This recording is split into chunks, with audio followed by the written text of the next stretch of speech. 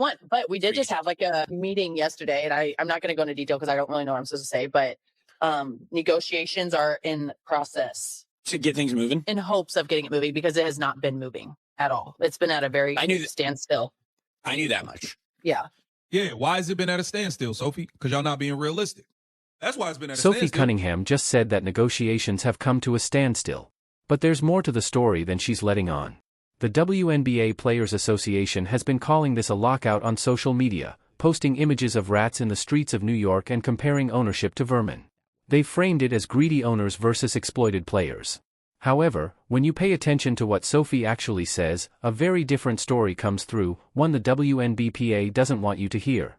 The players entered these CBA negotiations asking for a 50% revenue share, the same split NBA players receive. That might sound fair at first, but there's one important detail that changes everything. It should be interesting. Who does the negotiations for stuff like that? Is it like just leaders of players who have these roles, or are your guys agents also no fighting in the front lines? Like, how does actually good question. So we have an executive board on the Players Association side, and so we have like lawyers and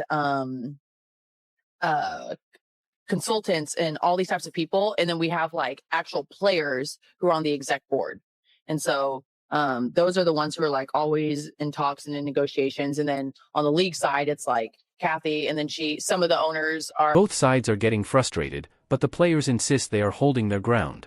That statement shows the core problem. The players are treating this like a battle they can win by being stubborn.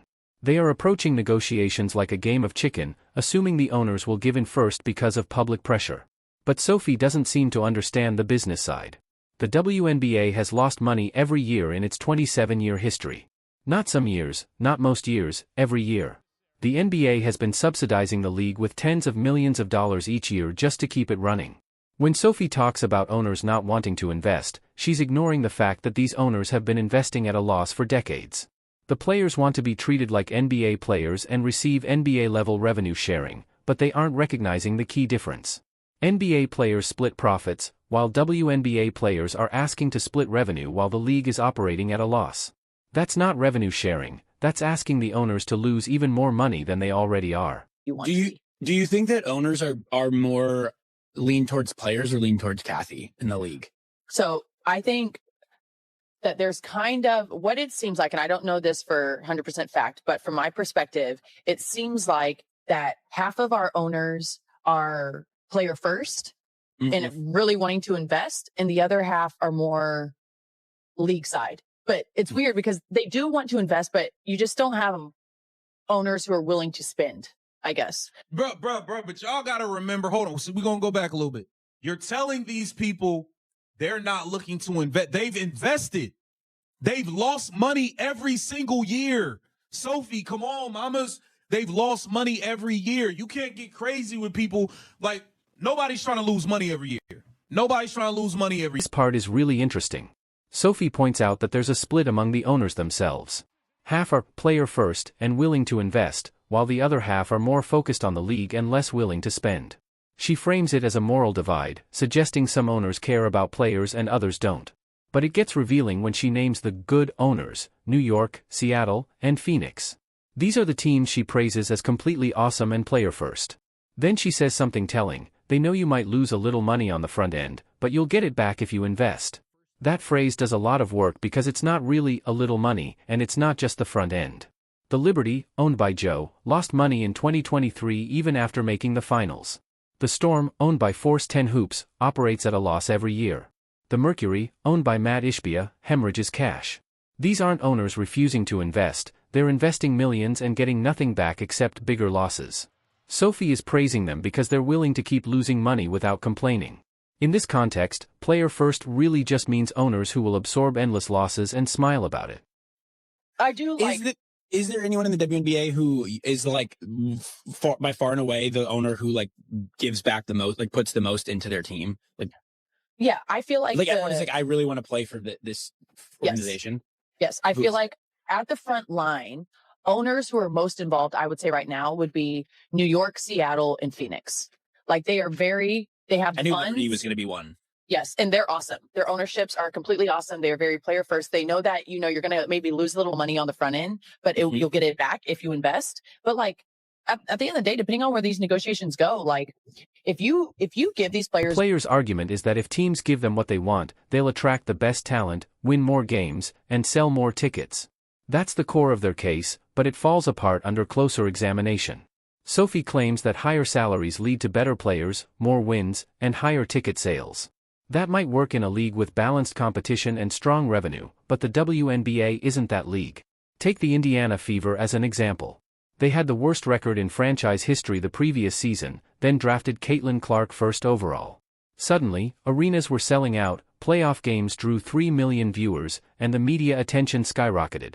Did that happen because the Fever paid their players more than other teams? No. It happened because of one transcendent talent. The players want to believe that raising salaries drives success, but the 2024 season proved otherwise. Caitlin Clark, earning $200,000, generated hundreds of millions in value. The reality is that in the WNBA, player compensation and revenue generation are not directly connected the way the WNBPA assumes. Understand the business side of things of like, the W has not always made money. And so there's still a big old chunk of money that has lost. And never made money. Never. It hasn't always. Never. Come on. Now it seemed like you're starting to come to your senses a little bit. You're starting to get a little bit more real. The W has not always made money. And so there's still a big old chunk of money that has lost. And so how do you give these owners who are wanting and willing to invest, still try to give them some profit, but also investing in the current product now? And so it is difficult. This is where Sophie starts to get back to reality. The WNBA has never consistently made money. Not once, in any season or quarter. Then she asks the key question: how do you give owners who are willing to invest a chance to earn some profit while still investing in the current product? That's the question the WNBPA refuses to answer. They want owners to pay players 50% of revenue even while the league operates at a massive loss. They want chartered flights, better hotels, longer seasons, and higher salaries, all of which cost money that has to come from somewhere. The owners did make an offer. According to ESPN's Adrian Wojnarowski, in January 2025 the league proposed contracts averaging $2.4 million over the life of the deal. That's more than 10 times the current average salary of around $200,000. It was a massive increase that would make WNBA players among the highest paid women's athletes in the world. The players rejected it not because it wasn't significant, but because they want 50% of revenue regardless of profitability. Why are people, and maybe they are behind the scenes, but like, why are you guys not using what we've already built? Like, this is a successful business. So why is the W not learning and leaning on people who are already building that type? And I get it. Everyone's like, well, you're not the men. We know that, but there's still things in those contracts and what they do in their leagues that could be very beneficial for us as players and for the league. And so that's where I just don't understand. But honestly, it sucks because it's like, how our negotiation, all that, how that's going. It's like we're the laughing stock of sports right now. And I'm like, yeah, but y'all acting like clowns, though. A lot of it is on the things y'all are doing publicly. A lot of it is on what y'all doing publicly. Y'all going and putting rats in the street in New York. Y'all going and acting like ratchet, bitter ex-girlfriends on Instagram, on the WNBPA Instagram. That's y'all doing. That is so effing typical. I don't think that that's true, though, because you've been on a, it's because of recent success. Oh, yeah. No, like it is a really good thing why we're in this position. But I think we're not aligning on why we're in this position and where it just goes back to revenue share. You know what I mean? Totally. Like they think it was them, and it's like everyone else around the whole world's like. Sophie's co-host asks an important question: why isn't the WNBA learning from other leagues that successfully navigated labor negotiations? The NHL, NBA, and MLB all went through disputes and came out stronger. Sophie's answer is telling: she doesn't know. She only knows that people in other leagues are asking the same question. But here, everything you're saying, like, can I just say something? Don't agree why it's cool. Anytime you're in a position of leadership, yes, but just like in a position to influence and empower other people. For some reason, our league doesn't do that. Everyone wants to be the star, right? Like everyone wants to be so self-centered where it's like, no, like our commissioner right now, even though we're not agreeing on negotiations or we're barely even talking at all, like she could still go on other social media platforms and like be like, hey, I believe in our product. I love our product. I want our product to have everything. Like go out there and speak positively and happy and like proud of your product. because that gives off a different feel than just not saying anything and acting like we don't exist. Yeah, but y'all, bro, y'all are delusional. Now, Sophie, you acting delusional as hell right now. Y'all are the ones who are going out and talking negative. She ain't said nothing bad about y'all.